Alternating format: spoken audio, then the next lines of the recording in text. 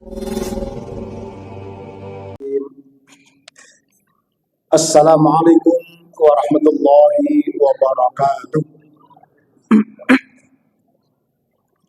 Alhamdulillah, wassalatu wassalamu ala rasulillah wa ala alihi wa sahbihi wa mawalah. Allahumma salli ala Sayyidina Muhammad wa ala ali Sayyidina Muhammad.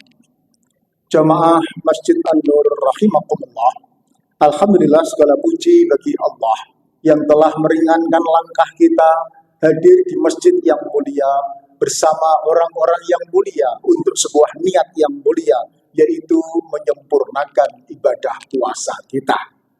Kemuliaan majelis ini semakin sempurna ketika Allah mengirim para malaikatnya sembari mengamini doa-doa kita. Oleh karena itu, senyampang dihadiri para malaikat, saya doakan mudah-mudahan panjenengan semua barokah dan panjang umurnya, sehat semuanya, barokah dan berlimpah rezekinya, salih dan salihah anak cucunya, dan semoga segera lunas hutang-hutangnya tanpa komando banter dewi. Dari semangatnya bisa ditebak, kayaknya kita memang senasib, ya. Tetapi nggak apa-apa. Pepatah zaman now mengatakan hidup tanpa hutang ibarat malam tak berbintang, katanya begitu. Patah konti. Ibu-ibu di belakang punya semboyan baru yang membuat hati bergetar, bukan jatuh hati, tetapi jatuh tempo. Kalau bapak-bapak punya semboyan baru, di belakang wanita yang glowing, ada pria yang gulung going. Betul? Baik, malam ini mohon izin menyampaikan renungan sederhana bahwa bahagia itu berbagi. Kenapa perlu saya tegaskan? Setiap orang ingin hidup bahagia, namun salah sangka, salah asa. Mengira bahagia itu serba hebat, kaya, semua kebutuhan tersedia. Sampai-sampai anak-anak muda punya ambisi. Waktu muda hura-hura, foya-foya, umur tua kaya raya, mati masuk surga. Surga ini Pak Demo gampang. Enggak bisa. Karena bahagia itu bukan finansial, bukan material. Bahagia itu spiritual. Kalau nggak percaya, ini pendapat Warren Buffett. Orang paling kaya di dunia, tahun 2000-an, kekayaannya menyalip Bill Gates. Nek sing ngomong aku lah jenengan gak percaya, Pak Misbah rong tahu sugih ngomong gitu. Ini orang paling kaya di dunia mengatakan bahwa bahagia itu bukanlah orang yang hebat dalam segala hal, tapi bahagia itu orang yang mampu menemukan hal sederhana dalam dirinya lalu mensyukurinya. Ini orang paling kaya. Ya. Seperti kata Ustadz, betul? Ustadz Warren Buffett. Menemukan hal sederhana, apapun dari Allah, lalu mensyukurinya. Tidak hanya syukur enggak, dengan cara berbagi, memberi, berkontribusi dengan apa yang telah Allah limpahkan kepada dirinya. Sekali lagi, bahagia itu kebatinan, suasana batin, spiritual, bukan material. Apa itu spiritual? Adalah kemampuan menghadirkan Allah. Tidak hanya ketika panjenengan di masjid atau di musala, tidak hanya ketika umroh atau lagi puasa, tetapi Allah hadir di mana saja, kapan saja, sedang apa saja, di keluarga ataupun di tempat kerja. Allah hadir. Ayatnya, idza sa'alaka 'ibadi 'anni fa inni qarib. Apabila hambaku bertanya tentang aku, katakan Muhammad, aku hadir pun dekat. Implikasinya, orang yang merasakan kehadiran Allah ini orang-orang yang pede, survive, tenang, ya, optimis menghadapi kesulitan apapun, bukan karena sombong, aku kok bukan, tapi karena punya backing Allah Subhanahu wa Ta'ala. Lawang hari ini supir truk punya dekengan orang pusat kemelinti nih gak karo tulis dekengannya orang pusat. Sitoke dekengane orang dalam kemelinte. Kita ini dekengane Gusti Allah yang maha sempurna dengan asmaul husna. Kok gak pede? Ada something wrong dalam keberimanan. Ada yang salah. Ini bukan doktrin, bukan sugesti, ini ilmiah. David Hawkins dalam disertasi doktor PhD di Amerika mencatat, mengukur energi ketuhanan spiritual orang yang dekat dengan Allah dibanding orang yang jauh dari Allah. Ikut di spotnya. Orang yang dekat dengan Allah energinya powerful 10 pangkat 800 sampai pangkat 1000. Orang yang jauh dari Allah hanya 10 pangkat 50. Masih ingat kurvanya pangkat eksponensial atau logaritmis matematika SMA? Kok diem? Kita ini biar gak iso, saya lali. Jadi kurvanya bukan naiknya pelan-pelan begitu, tapi naik kurvanya. Artinya orang yang dekat dengan Allah mempunyai kekuatan spiritual yang luar biasa, sehingga sebesar apapun masalahnya, masalah besar menjadi kecil, masalah kecil seolah-olah tidak ada masalah sama sekali. Anda punya masalah, Allah punya solusi. Anda punya kendala, Allah punya kendali. Sebesar apapun masalah panjenengan, kekuatan Allah jauh lebih besar ketimbang masalah yang Anda hadapi. Pramila, orang yang seperti ini diteliti, suasana kebatinannya adalah pribadi yang percaya, yang bahagia tak terkira, tenang, hening, senyum, ceria, penuh harap, anti sambat, anti ngersuno. Ini ditulis dalam buku itu, diterjemahkan dalam judul The Power versus Force. Adapun yang jauh dari Allah, energi 10 pangkat 50, suasana kebatinannya adalah mereka itu orang-orang yang putus asa, marah, hopeless, menghina, ya, apalagi iri, dengki, SMS, suka melihat orang susah melihat orang senang, orang seperti itu. Jadi ini ilmiah. Kalau dokternya Amerika ya saya kira nggak ecek-ecek lah ya kira-kira begitu. Ini ilmiah. Nah, dalam bahasa pesantren disebut bahwa iman itu artinya percaya, betul? Orang yang beriman harusnya sosok yang percaya diri. Pede menghadapi masalah apapun, dimanapun dan kapanpun. Pede menghadapi masa lalu, namanya syukur. Pede menghadapi masa depan, namanya sabar atau qanaah. Oke. Bagaimana sikap orang-orang yang bahagia ini? Ternyata orang yang dicintai bahagia ini adalah orang-orang yang alladzina yunfiquna fis sarra'i wad dharra wal kadhimina al ghaidha wal 'afina 'anil nas wallahu yuhibbul muhsinin. Orang-orang yang dicintai oleh Allah, apapun masalahnya Allah bakal cawe-cawe. Bukan hanya presidennya Allah sing cawe-cawe kan keren ya. Menyelamatkan, memudahkan kehidupan Anda. Ya, wallahu yuhibbul muhsinin. Cirinya nggak perlu saya terjemahkan. Nek pakai bahasa Jawa gampang, sing podo aruhan, sing podo luman, awehan, tur entengan tulung lian, berbagi. Yunfikuna fisarra mentera, memberi dalam keadaan lapang maupun sempit. Lalu wal kadiminal ghaidha, ojo ngamuan. Berikutnya wal afina nas, memberi maaf kepada sesama. Oke. Aruhan. Orang bahagia cirinya senyum, sapa, santun, salam, sopan, ya. Ketemu tonggo, konco, jamaah, senyum. Ojo wis gak patek ayu, ra iso guyu, masyaallah. Welek kok diborong dhewe gitu. Matane gak payu-payu gitu. Maksudku dodol wae gak payu. Senyum itu bahagia. Urat-urat senyum itu menimbulkan hormon dopamin ya untuk kebahagiaan dan daya. Yang kedua, memberi materi. Ini yang utama dan paling sering kita sampaikan. Infak, sedekah, zakat, zakat fitrah. Tadi takmir mengumumkan bahwa anggaran 40 juta masih tercapai 25 juta. Ada kesempatan. Jangan diminta takmir kok jaluk-jaluk. Oh, enggak begitu.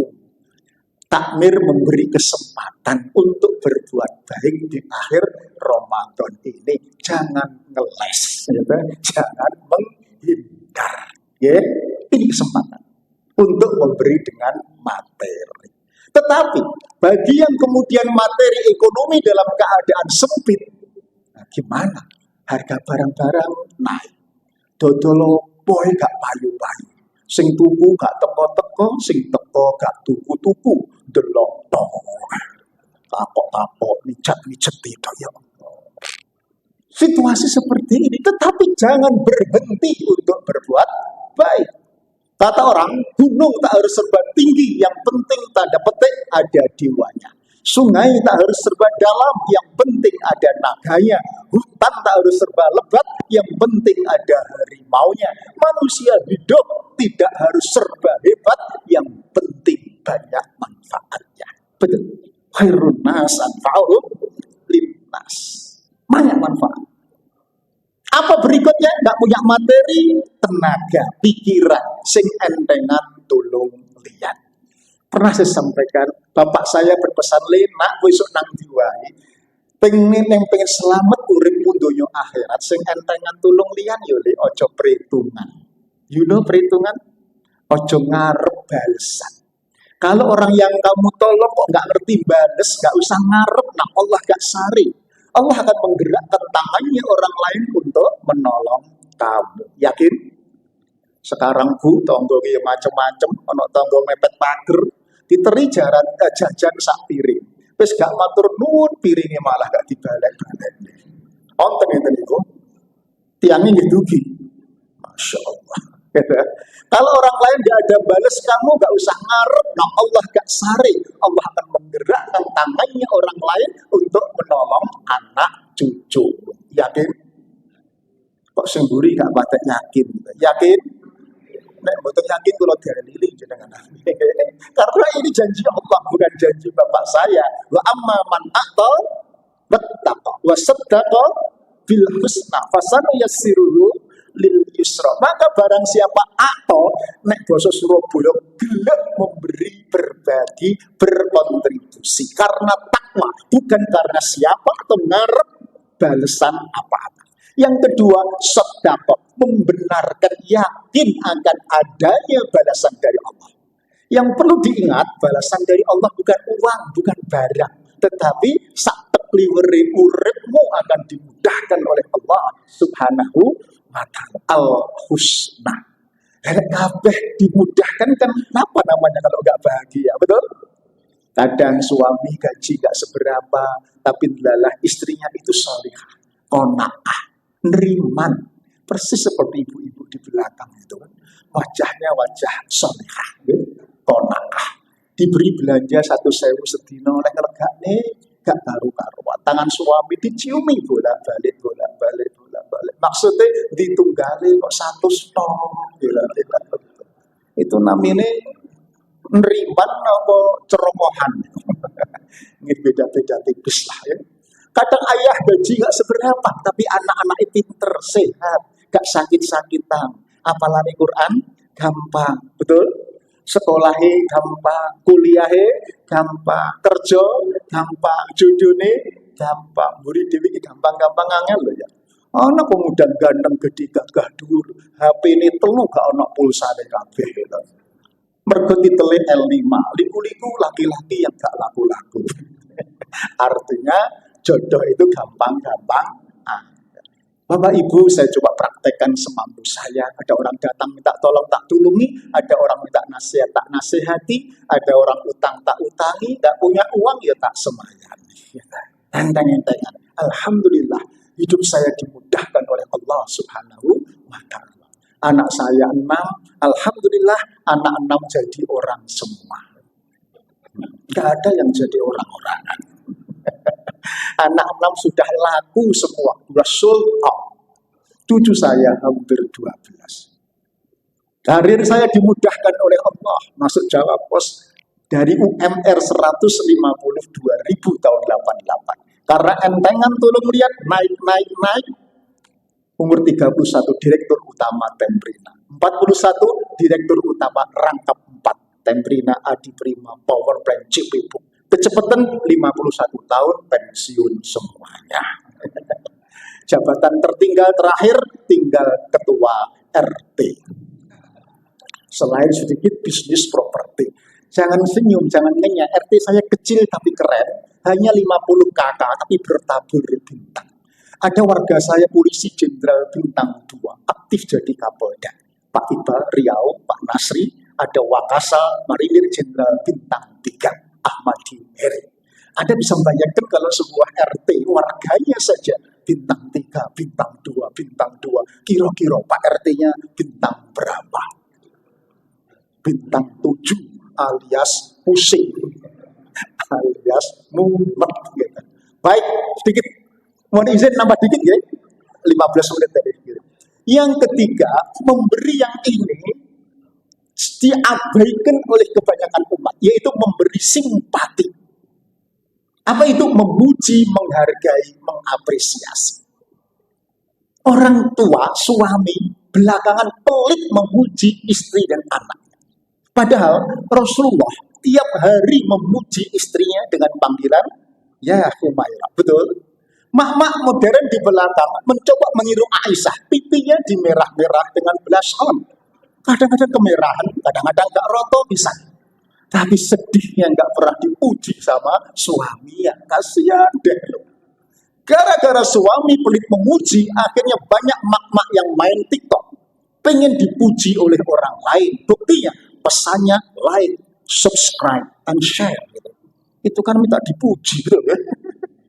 Ini gara-gara nggak pernah dipuji. Sekali lagi, kalau panjenengan orang tua tidak mau kehilangan anak, panjenengan guru tidak mau kehilangan anak didik, panjenengan pemimpin tidak ingin kehilangan anak buah, pandai-pandailah memuji, menghargai, mengapresiasi. Karena Lieberman dalam leadership effectiveness, efektifnya kepemimpinan itu kalau para pemimpin memuji, menghargai. Anak sekarang gak iso dikandani, gak iso diseneni. Kenapa?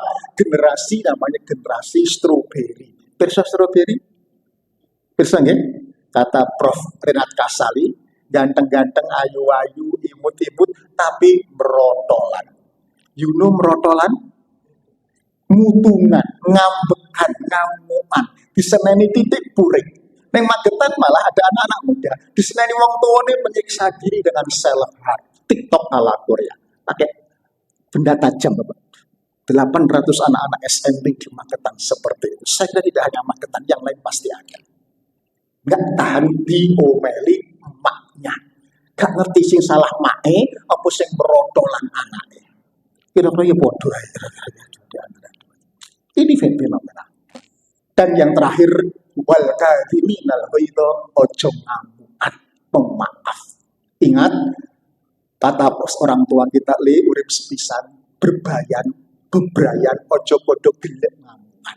Sing sapa gelek ngamuan, biasane budal disian. Budal teng pundi? Balik papan. Kuburan. Survei membuktikan laki-laki harapan hidupnya lebih pendek ketimbang wanita. Rata-rata Indonesia laki-laki 65 tahun, wanita tuh tembus 79 tahun. Nggak percaya, di rumah ibu mertua saya di Sewulan, depan Masjid Basyariah itu gang hampir 1 kilometer, kanan kiri rondo. Tapi ya tuwek-tuwek antara ibu mertua 80 tahun. Kemana suaminya berangkat duluan. Kenapa suami berangkat duluan? Satu, karena laki-laki suka ngamukan, marahan, emosian. Yang kedua, laki-laki terlalu sering diomeli sama istrinya. Makanya cepet mati.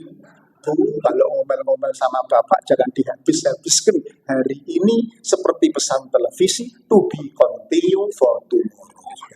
Diteruskan besok supaya bapak umurnya rada kandhani. Mengatakan renungan singkat ini sudah 20 menit. Kalau ada kata kasar yang kurang berkenan, saya mohon maaf yang sebesar-besarnya. Kata orang Jawa, kasar-kasari parut iku manfaati, nenek alus-alusi lumut terkadang malah meleseti. Tapi nek kasar-kasari janggut, kata para istri ngangeni. Nek ijikno. Nek tuwek rodok dilani. Wallahul muwaffiq ila aqwamit thoriq. Wassalamualaikum warahmatullahi wabarakatuh.